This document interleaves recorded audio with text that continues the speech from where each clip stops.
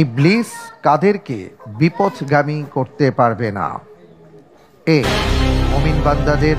B, আল্লাহর একনিষ্ঠ বান্দাদের। সি, আল্লাহর দিকে প্রত্যাবর্তনকারীদের। ডি, বেশি বেশি আল্লাহর স্মরণকারী বান্দাদের।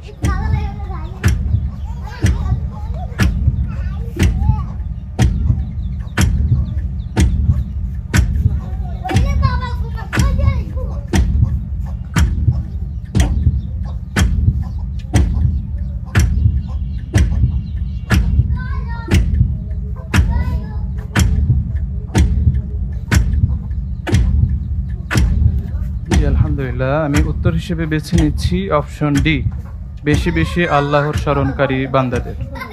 প্রেস করে দিব। জি, ইনশাআল্লাহ। লক করা হোক ডি, বেশি বেশি আল্লাহর স্মরণকারী বান্দাদের।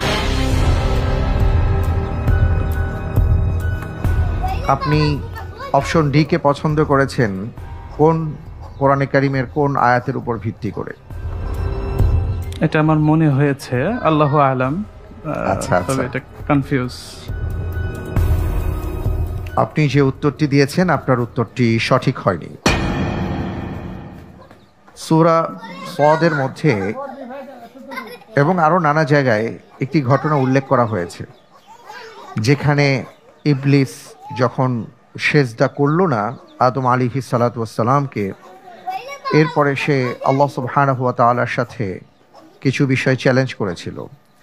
ক্বালা ফাবিইজ্জাতিকা লাআগওয়িয়ান্নাহুম আজমাইন। সে বলেছিল যে আমি চারদিক থেকে, সব দিক থেকে আমি তাদেরকে বিপথগামী করে দিব। পাশাপাশি সে এটাও বলেছিল ইল্লা ইবাদাকা মিনহুমুল মুখলাসিন, তবে আপনার যে সকল বান্দা, একনিষ্ঠ বান্দা আছেন তাদেরকে বাদ দিয়ে। সুতরাং সঠিক উত্তর হচ্ছে অপশন বি, আল্লাহর একনিষ্ঠ বান্দাদের। সমস্যা নেই, আলহামদুলিল্লাহ আমরা জানলাম।